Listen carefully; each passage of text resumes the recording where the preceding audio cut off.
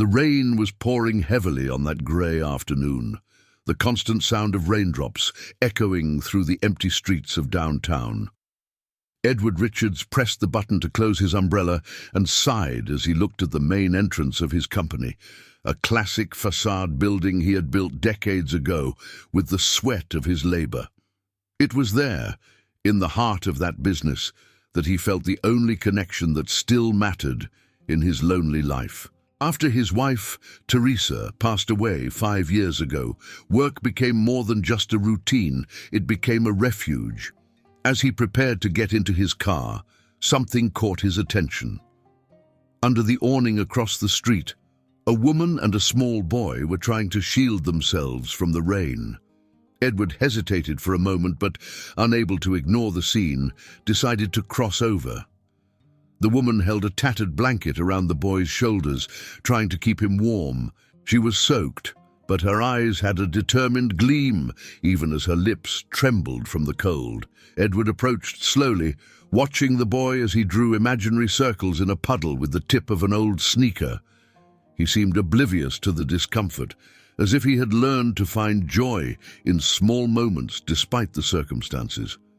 Edward, already used to avoiding any kind of personal interaction beyond the absolutely necessary, felt a pang of something he couldn't quite explain. Perhaps it was the memory of simpler times, when he and Teresa dreamed of having children, a dream that never came true. "Good afternoon," he said, his gravelly voice breaking the silence. "Are you okay?" The woman lifted her head with a start, as if she wasn't used to strangers speaking to her. It took her a moment to respond, as if she was measuring her words. "Yes, we're just waiting for the rain to stop," she replied, forcing a smile. Edward hesitated for a second before speaking again. "This rain doesn't seem like it's going to let up any time soon. Do you have somewhere to go?" She shook her head, her eyes quickly darting to the boy, who was now watching Edward with curiosity. "Not exactly. We're looking for a place, but we haven't found one yet." Edward could tell she was trying to keep up a strong front for her son, even though she was clearly exhausted. He pondered for a moment, torn between logic and empathy. He wasn't the type to make impulsive charitable gestures, but something about the situation stirred an old sense of responsibility. "I own that company over there," he said, pointing to the building. "We have a space in the back that isn't being used. You can stay there, at least until you find something better." The woman's eyes widened, surprised by the offer. I don't know how to thank you, sir," she began, but Edward raised his hand to cut her off. "No need to thank me. Just follow a few basic rules and keep the place clean. And, of course, no one needs to know you're there." Caroline accepted Edward's offer with a mix of relief and caution. She didn't want Michael to feel the weight of their situation, so she turned the move to the small storage room at the back of the company into a sort of adventure. The idea of having a place to sleep, even if makeshift, made the boys' eyes light up with hope. Edward led them to the location, unlocking the door with steady hands but a distant look. The room was simple, with walls that smelled of mildew and a faint, flickering light overhead, but to Caroline it felt like a blessed refuge. During the first few weeks, Edward kept his distance. He had made it clear to Caroline that he expected nothing in return. It was a simple, no-strings-attached gesture. Yet this did not stop Caroline from feeling a debt of gratitude gnawing at her. She was used to fighting alone, and accepting help from a stranger, however necessary, was a challenge to her pride. But she knew she couldn't just think of herself. Michael needed stability, and she would do anything to provide that for him. While Edward continued his usual routine of arriving at the company every morning and leaving in the late afternoon, Caroline and Michael adapted to life in the back room. Slowly, the storage room began to show subtle signs of life. Caroline used her skills as an interior designer to transform the cold, impersonal space into something that felt like a home. She improvised curtains with old fabrics, arranged a few boxes to create a makeshift shelf, and found a way to squeeze in a small table and 2 chairs in a corner, creating a spot where Michael could draw. One quiet evening, Edward made his first unexpected visit. He had forgotten an important file in the office, and as he walked through the empty hallways of the company, he noticed a light on in the back. Approaching quietly, he peeked through the slightly open door and saw Caroline reading a story to Michael, who listened intently, his eyes shining. The scene was simple but filled with such warmth that Edward felt like an intruder witnessing something private. He backed away before being noticed, a faint smile forming on his lips as he returned to his car. The next day, something had changed. Edward entered the company and noticed that the back room was tidier than usual. The boxes that had once been stacked haphazardly were now organized, and some old furniture that had been forgotten in the storage room was now arranged harmoniously. He found Caroline organizing a shelf, and for the first time had the chance to observe her at work. "You've made some changes around here," he commented, his voice neutral but with a hint of curiosity. Caroline looked at him, surprised, and felt nervous, afraid she had overstepped. "Oh, yes, I hope you don't mind. I just thought that while we're here, I could tidy up a bit. I didn't want to leave a mess." Edward nodded, thoughtful. "It doesn't look bad," he said, laconic. "Just don't touch anything important." Caroline nodded, feeling a mix of relief and discomfort. She didn't know how to interpret this man who had offered them shelter without any explanation or demands. But as the days passed, she began to notice small things, like how, despite appearing distant, he always asked about Michael, even if indirectly. "Is your son adjusting well?" he would ask in a casual tone, as if it were just a formality. It was during one of these occasions that Edward, for the first time, spoke directly to Michael. The boy was sitting on the floor, sketching a piece of furniture he had seen in the showroom. "What are you drawing there, young man?" Edward asked, leaning in to see the notebook. Michael looked up, surprised by the approach. "It's a chair. I like to draw the things I see here," he replied timidly. "It's a good drawing," Edward said, genuinely impressed. "Do you like furniture?" "Yes, one day I want to learn to make things as beautiful as these," said Michael, with a serious expression that made Edward smile. Edward hadn't expected to feel such an immediate connection, but there was something in the simplicity of Michael's desire that brought back memories of when he first started in woodworking. He saw a reflection of himself in the curious and determined boy, and somehow this made him want to help more. Perhaps it was nostalgia, or maybe, without realizing it, he was starting to make room for something he hadn't let into his life in a long time: companionship. The days passed, and Edward began to notice more evident changes at the company. Whenever he arrived early or left a little later, he found Caroline reorganizing something or Michael exploring the showroom, fascinated by the pieces on display. Although he had told himself he wouldn't get involved beyond the necessary, Edward couldn't help but feel a growing interest in the small routine that mother and son were building in the back of the building. It was on a Saturday afternoon when Edward decided to go to the company to retrieve some documents. He hadn't told anyone, as was his habit. As he entered through the main corridor, he noticed sounds coming from the showroom. Immediately, he frowned. Normally, the place would be empty on weekends. Approaching, he saw Caroline moving furniture, arranging cushions, and reorganizing the space in a way he had never seen before. The soft afternoon light streamed through the windows, illuminating the area she had transformed into something welcoming and sophisticated. Edward stood still at the entrance, watching silently. Caroline hadn't noticed his presence and continued focused on what she was doing. She took old furniture and forgotten pieces, rearranging them with a creative touch that seemed to breathe new life into each item.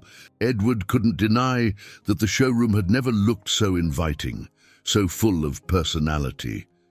He was impressed by how easily she transformed the space, without needing anything more than what was already there.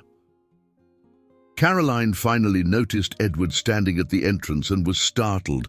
"Oh, Mr. Richards, I didn't know you would be here today." She seemed nervous, but there was a silent determination in her eyes. "And I didn't expect to find anyone here either," he replied, slowly walking to the center of the room. "What exactly are you doing?" She took a deep breath before answering, bracing herself for possible reprimand. "I thought I could help organize the showroom. I noticed there were many good pieces that were hidden in storage, so I thought about rearranging them to better showcase the products. I know I shouldn't have moved things without permission, but I wanted to do something to repay what you did for us." Edward looked around, taking in every detail. The showroom looked like a different place, with harmoniously arranged pieces, matching colors that created a cozy atmosphere. He hadn't expected this, and the surprise was so great that he needed a few moments to process what he was seeing. "You have a talent for this, don't you?" he asked, in a softer tone than usual. Caroline smiled, shy but proud. "I was an interior designer before I lost my job and my home. This was what I did." The sincerity in her voice made Edward feel a mix of emotions. He had always prided himself on building his company from the ground up and knew how hard it was to overcome adversity, but seeing this woman he had taken in demonstrate such skill without asking for anything in return made him reconsider the way he saw her. She was more than someone in need. She was a talented professional trying to get back on her feet, even under the hardest conditions. "Why didn't you tell me before?" he asked, with a slight smile. "I didn't want to seem ungrateful or imply that I was expecting more from you. I just wanted to help, even if it was in small things," Caroline replied, looking away for a moment before meeting his eyes again. "I can't thank you enough for what you did for us." Edward shook his head, as if brushing off the idea that he had done anything exceptional. "I didn't do more than I should. But I have to admit, you've transformed this place.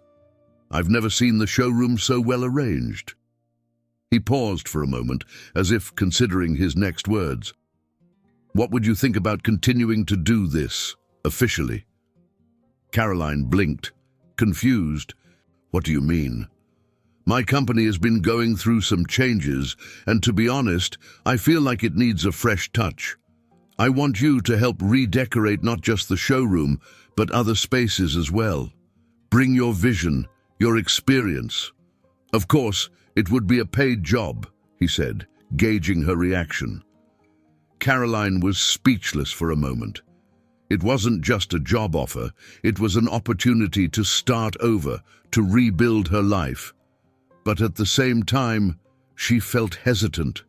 Accepting would mean depending on Edward in a more direct way, and she feared not living up to his expectations. "I don't know. It's a lot of responsibility, and I don't want to fail," she said, almost whispering. Edward looked straight at her, his expression serious but with an encouraging glint in his eyes. "You wouldn't be here if I didn't think you were capable. Think of it as a chance to start anew. For you and for Michael." Hearing her son's name, Caroline felt a knot in her chest loosen. It wasn't just for her that she needed to accept, it was for him. Michael deserved a better life, and this was a chance she couldn't let slip away. With a slight nod, she finally said, "I accept." Edward nodded, as if that was what he had expected to hear all along.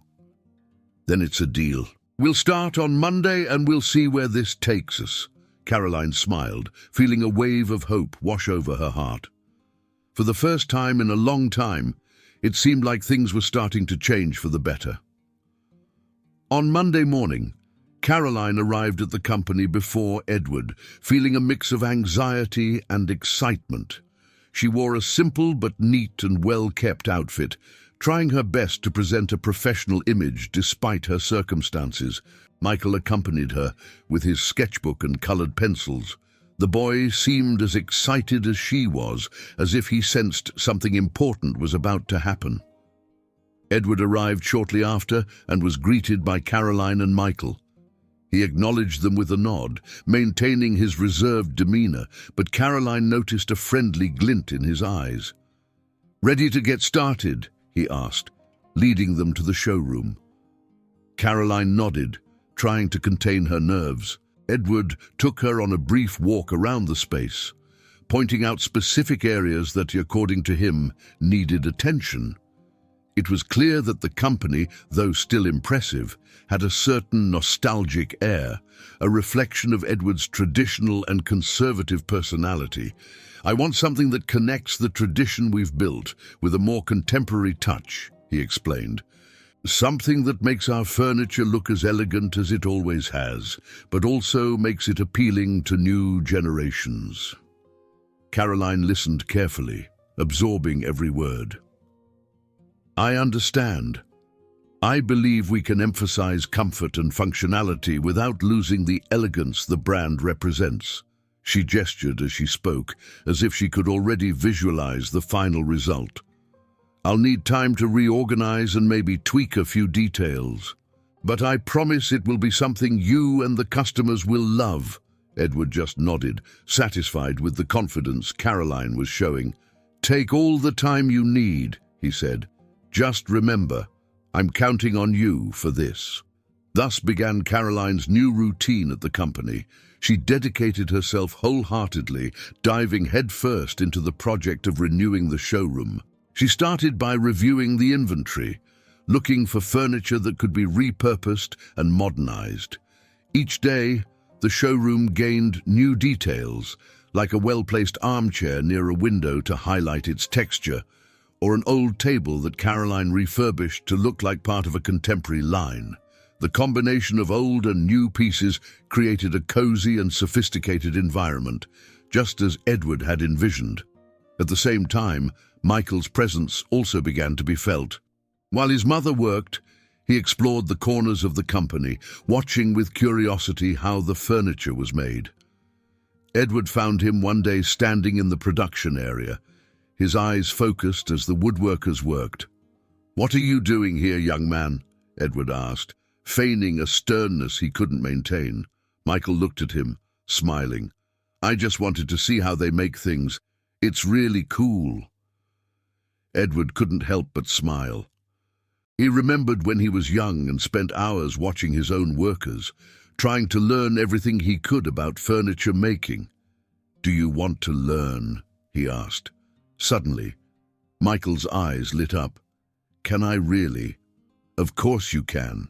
But to learn, you need to pay close attention and follow instructions. And maybe, someday, who knows, you can even design something for us to make here." Michael nodded vigorously, thrilled by the idea. That brief exchange was the beginning of something new. Edward realized he enjoyed teaching the boy, something he hadn't done in a long time. He started dedicating a few minutes of his day to show Michael details of the production process, explaining how certain woods were more resistant or how to choose the best tool for a specific job. Little by little, the boy became a constant presence in the company, and Edward, without realizing it, began to grow fond of him. Meanwhile, Caroline continued her work on the renovation, and Edward was surprised by the results. The company seemed more alive, more vibrant, as if the energy Caroline put into each detail was reflected in the walls and furniture. But beyond that, he saw something he hadn't seen in a long time. Customers visiting the showroom were showing more interest, spending more time admiring the pieces, and most importantly, buying more. Edward knew that part of that success was due to Caroline's creative vision, and it made him think. One day, after a meeting about new projects, he asked Caroline to stay a bit longer. "I've seen what you've been doing, and I'm impressed," he said, looking directly at her. "You've brought new life to this company, something I didn't expect. I'd like to talk to you about a possibility." Caroline held her breath, fearing for a moment that he was going to change his mind and ask her to stop. But Edward continued. I'm thinking of launching a new line of furniture, something that combines the classic and the contemporary, and I'd like you to lead the design. What do you think? She was stunned for a few seconds, unable to believe what she had just heard. Mr. Richards, I'm not sure if I can. You're already doing it, Caroline, and you're doing it very well, he replied, with a tone of firmness and encouragement.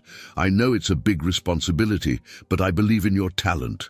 I want you to think about it, and if you accept, we can start developing this line together. Caroline felt a whirlwind of emotions. The offer was more than she ever thought she would receive. A chance to finally start over, not just for her, but to show Michael that, despite all the difficulties, it was possible to move forward. I accept, she said, her voice trembling but full of hope. Thank you, Mr. Richards. Thank you for believing in me. Edward smiled, something that was becoming more frequent. Then it settled. We're starting a new chapter for this company, and I'm sure it will be a success. At that moment, they both knew they were at the beginning of something special. It wasn't just about business.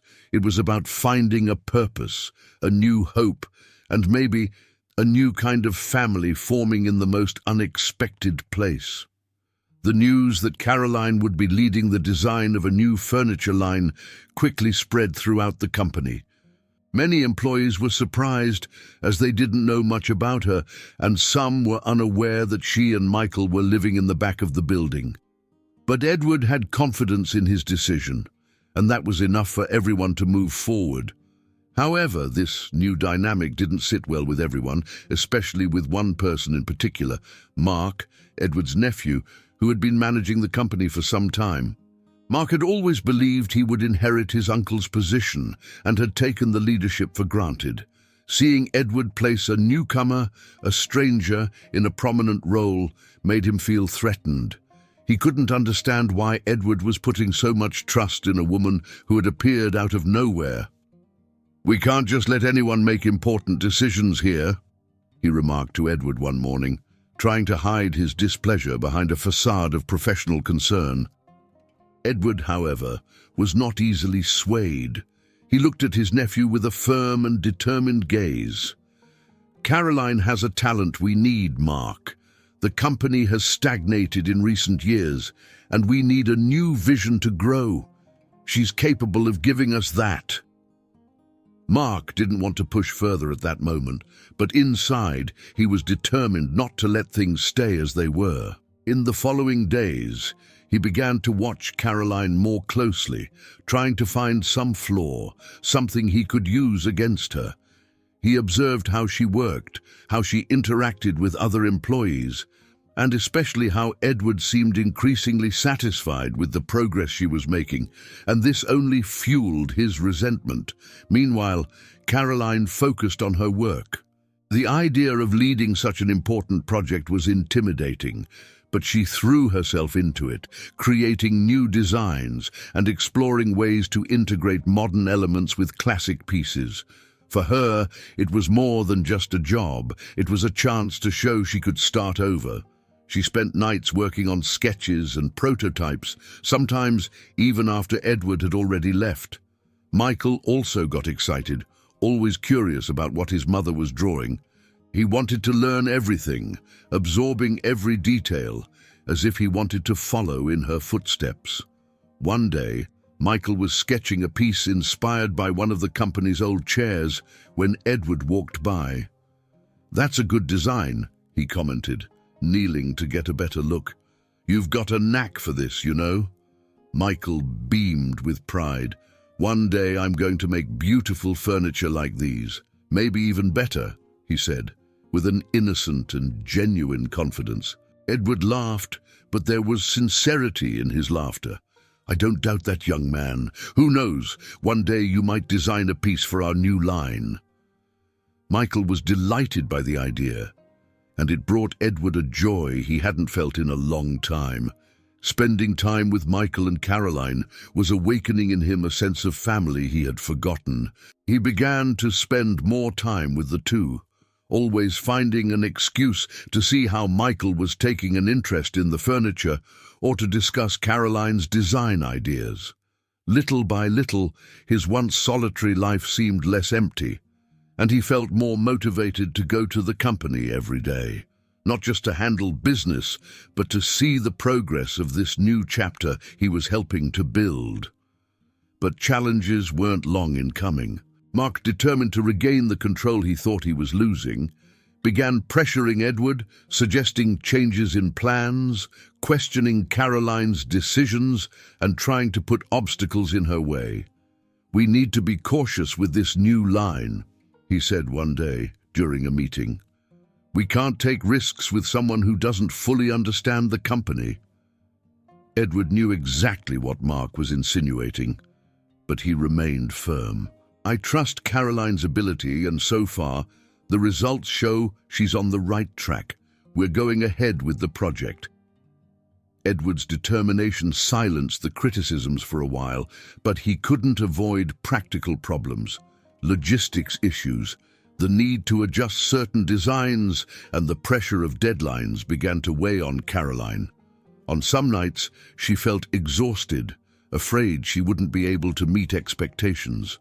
She knew Edward had placed a lot of faith in her, and the last thing she wanted was to disappoint him. One of those days, as she worked late, she found Edward in the workshop, something that rarely happened at that hour. He was observing a piece she had just finished assembling, his fingers gently passing over the wood's finish.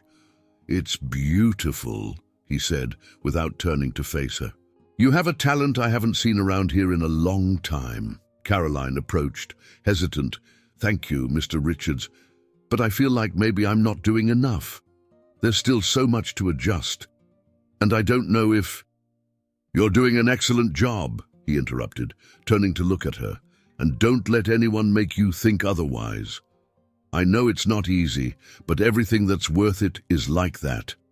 I've seen many challenges in this life, and I can assure you that nothing grows without effort and perseverance." Edward's words touched Caroline deeply. She didn't know if he realized how much it meant to her, but the feeling of support and confidence he conveyed was like an anchor. At that moment, she realized that despite the obstacles, she had found a place where she felt she belonged. And more than that, she had found someone who believed in her and what she could accomplish. The new furniture line was finally taking shape, and as the project advanced, Caroline felt she was beginning to earn the trust of others in the company. She knew there was still much to do, but with Edward by her side, the fear of failing began to fade, and without fully realizing it, something else was changing. Edward was no longer just a boss. He was becoming someone important to her and Michael, a figure of support she hadn't expected to find when she first accepted his help. The showroom was ready. The new line of furniture, the result of months of hard work and creativity, was impeccably displayed, and the company had organized a special event for the launch. It was the first time Edward had allowed something so grand, as he had always been a discreet man, averse to extravagant celebrations. But this time, he wanted to show the world what Caroline had accomplished, and, in a way, show that the company was ready for a new era. Caroline prepared for the event with a racing heart. She could still barely believe it was all real, that her ideas had materialized so elegantly and were being showcased for all to see. She wore a simple black dress, her hair styled in a loose bun, and looked radiant despite all the anxiety she tried to hide.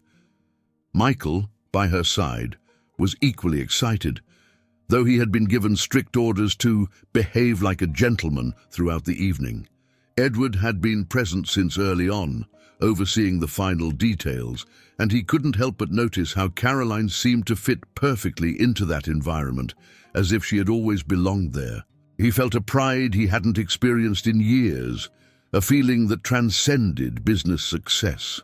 The truth was, over the months they had spent together, he had grown attached to her and Michael more than he could admit. Behind his rigid demeanor, there was a growing affection, something he hadn't felt since Teresa's death. However, the event also brought other tensions to the surface. Mark was present, his expression more serious than usual. He watched everything from a distance, noticing that the changes Caroline had made were drawing positive attention. Customers and partners were commenting on the freshness of the new line, and the evening was shaping up to be an absolute success. This only increased Mark's discomfort, as he didn't want to admit that Edward was right to trust her. As the event reached its peak, with Edward stepping up onto the small stage set up in the showroom for a brief speech, Mark decided to act. He approached Edward right after the presentation and asked for a private conversation. "Uncle, we need to talk about Caroline," he began, trying to sound calm. "You're putting too much trust in someone you barely know. Who's to say she isn't just taking advantage of the situation?" Edward took a deep breath, trying to keep his patience. "What are you insinuating, Mark? That maybe you're being manipulated? That this woman is using you to promote herself? We can't take risks with a company that's taken decades to build." Mark's words hit Edward, but not in the way he expected. Instead of planting doubts, they caused a silent indignation. "That's enough, Mark," he said, his voice firm. "Caroline has done more for this company in the last few months than many have in years, and I trust her. If there's anyone who should be worried about regaining my trust, it's you." Mark was stunned, not knowing how to respond. Edward had never been so direct and incisive with him. But what he didn't realize was that this conversation took place close enough for Caroline, who had gone to get a drink, to hear part of it. She felt her stomach churn as she understood that her presence was still seen as a threat to some. For a moment, the fear of losing everything she had achieved returned to haunt her.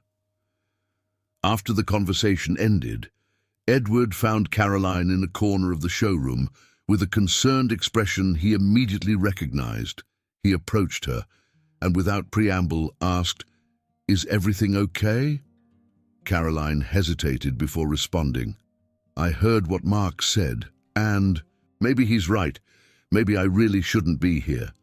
Edward frowned, surprised. "Do you believe that? Do you think I would have given you this opportunity if I didn't think you deserved it?" "It's not that. It's just that—" She struggled to find the words, fighting back tears. "I just don't want to cause problems. I don't want people to think I'm taking advantage of you, because I would never do that." Edward gently held her arm, making her look at him. "Listen, Caroline. The decision to bring you here was mine, and I don't regret it for a second. You brought something to this company that no one else could, and more than that, you brought something to me and Michael that I didn't even know I needed." Caroline remained silent, processing his words. Edward continued, with a sincerity she hadn't seen before. "Having you and Michael around has been one of the best things that's happened to me in recent years. I don't have a family, at least I didn't, until you came along, and now I'm not willing to let that go." Emotion overwhelmed her, and Caroline felt tears roll down her cheeks. "Mr. Richards, I don't know what to say." "Then don't say anything," he replied, smiling gently. "Just know that I want you to stay, not just as an employee, but as part of something bigger." As the event continued, Edward decided to make a surprise announcement. He stepped up to the stage again, and with all eyes on him, he called Caroline and Michael to join him. "I'd like to take this occasion to do something special," he said, holding the microphone firmly. "You've all seen what Caroline has managed to do with this new line of furniture, and I'm proud to announce that she will be our new creative director, helping to guide the company into a brighter future." Applause erupted across the room, and Caroline could barely believe what was happening. But Edward wasn't finished. "And there's one more thing," he said, looking directly at Caroline and Michael. "For me, this company has always been my family, And over the last few months, I've realized that family can come in unexpected forms. So, I'm offering Caroline and Michael a real home, a place they can call their own, not just at the back of the company, but where they can build a new life.